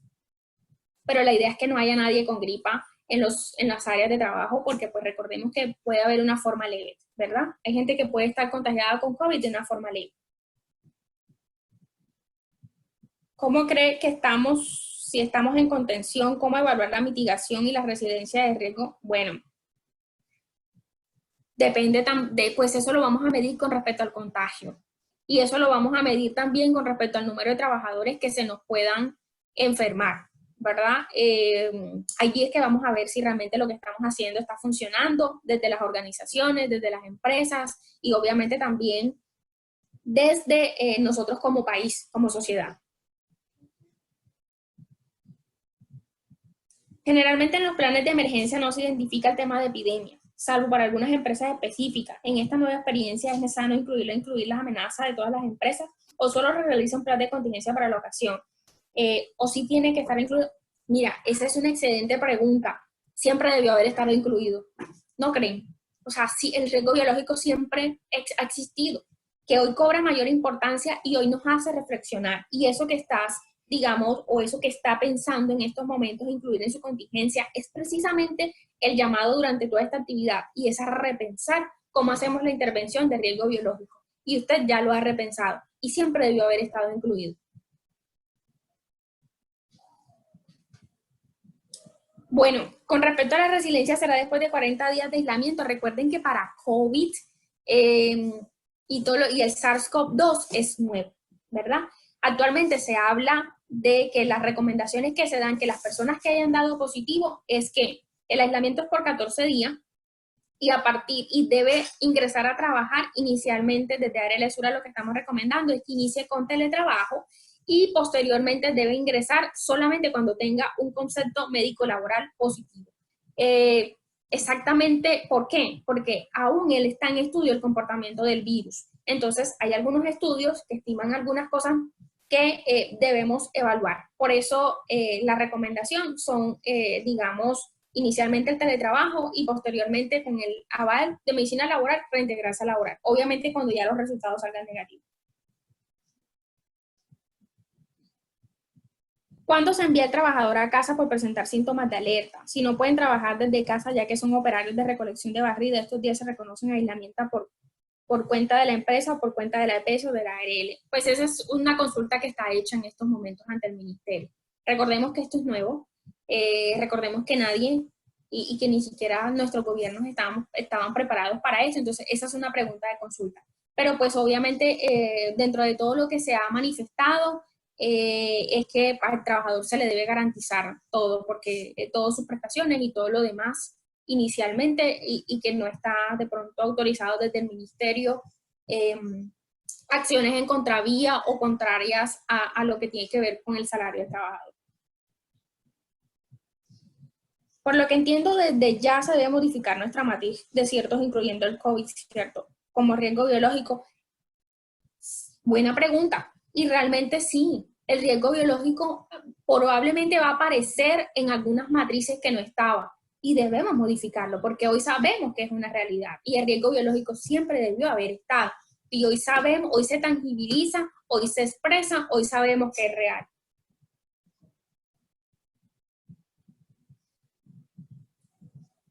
Después de un empleado, si después de que un empleado tiene COVID, ¿cómo debe ser el protocolo de aislamiento si es un vigilante? El trabajador, bueno, eso depende básicamente el aislamiento, el lugar, dependiendo la forma en que se presenta. Si es un asintomático, si es un sintomático leve, ¿verdad? Generalmente no. Ese aislamiento es en casa, con todas las medidas de precaución, obviamente previa consulta con la EPS y previo aviso a la Secretaría de Salud Municipal, Distrital o Departamental, según corresponda.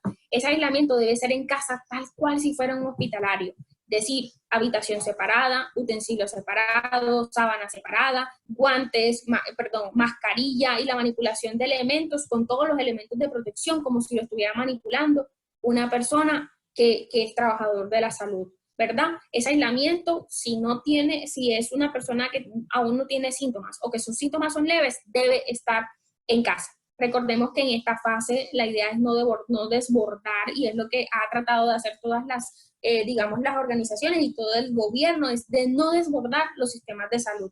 Pero ese trabajador, ustedes también deben hacerle un seguimiento diario y ese seguimiento también incluye las orientaciones específicas de cómo va a ser ese aislamiento en su casa. ¿Por qué? Porque básicamente la idea es mitigar el contagio. Y si ese trabajador no toma las medidas en casa de aislamiento adecuado, obviamente se va a empezar a propagar y esparcir. Y por supuesto, ustedes en ese entorno de que se les llegara a presentar un trabajador, les toca revisar quiénes fueron los contactos estrechos dentro del área laboral, para que también se tomen las medidas de aislamiento, la notificación y todo el proceso de seguimiento.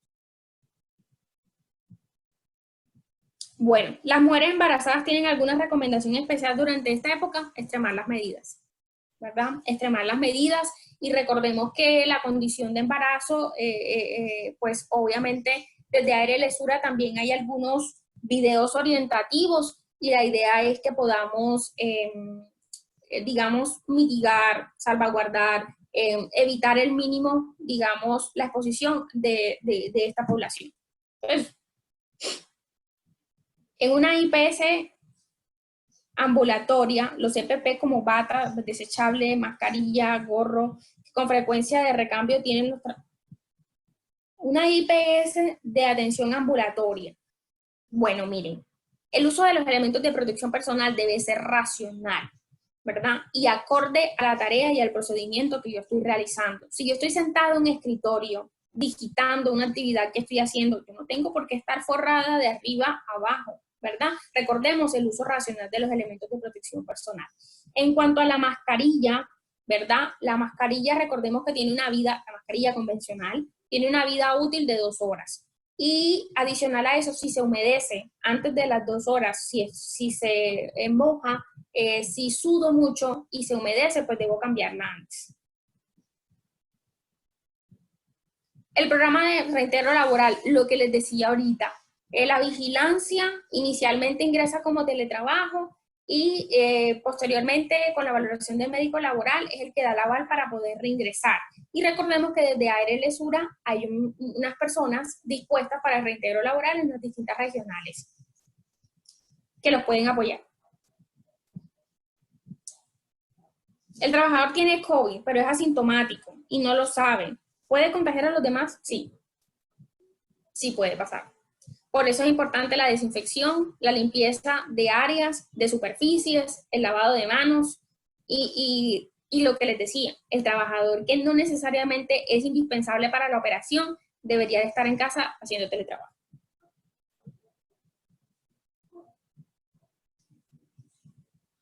¿Qué medidas debo tomar después de que se acabe la cuarentena y nos reintegramos a la...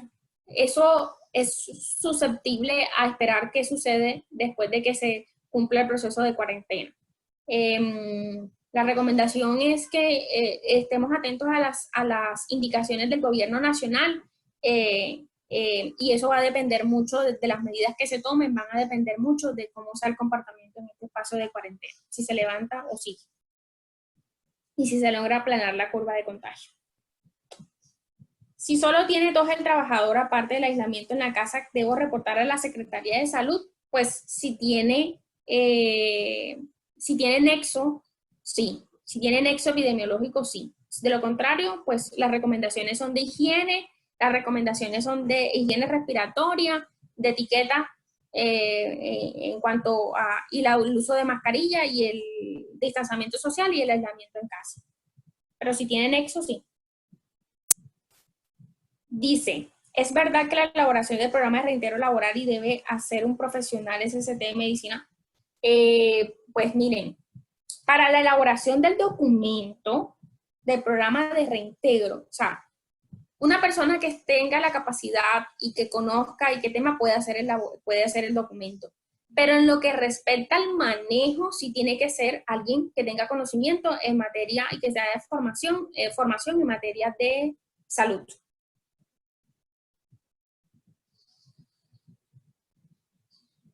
La monogafa con uso racional de frecuencia, ¿qué uso y recambio promedio tiene? Recordemos que el EPP es de acuerdo a la integridad, ¿verdad? Y de acuerdo a la calidad técnica de ese producto que hayamos obtenido y por supuesto de acuerdo a las recomendaciones del proveedor, la ficha técnica del producto. Y obviamente cuando ese producto pierde integridad, pues ya debe ser recambiado. Bueno, entonces, de manera general, creo que hemos resuelto bastantes preguntas. Espero haberlos tocado, ¿verdad? Haber llegado a ustedes desde el punto de vista de la reflexión, me gustó mucho las preguntas que hicieron de incluir en sus matrices diferentes sectores el tema de lo de biológico, porque siempre debió haber estado. Y precisamente a esos espacios de reflexión quería llevarlos, y desde Aire Lesura queríamos que ustedes supieran que este acompañamiento sigue, que estamos aquí para ustedes y que hay un sinnúmero de canales de información en los que nos pueden contactar a través de app, a través de teléfonos, a través de los distintos canales que están dispuestos para esta contingencia y para este momento.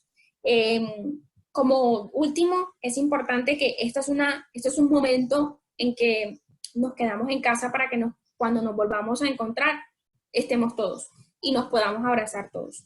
Hoy nos aislamos para que en un futuro podamos volver a encontrarnos. Entonces la invitación es a que como empresas empiecen a revisar qué pueden hacer para precisamente contribuir a aplanar esa curva, hacer una gestión adecuada de riesgo biológico y desde las empresas empezar a transmitir esa seguridad que como organización y el respaldo que sus trabajadores y sus familias necesitan en este momento. Y fundamentalmente hoy sabemos que es vital cada engranaje de la organización, ¿verdad? Entonces, antes que nada, muchísimas gracias por haber estado aquí, muchísimas gracias por permitirnos llegar a sus hogares, muchísimas gracias por hacer parte de esta compañía y pues nada, espero que todo esto haya sido de gran provecho para ustedes y que en futuras ocasiones nos volvamos a encontrar. Espero que tengan muy buena tarde y que esto haya sido muy provechoso para ustedes. Feliz resto de día.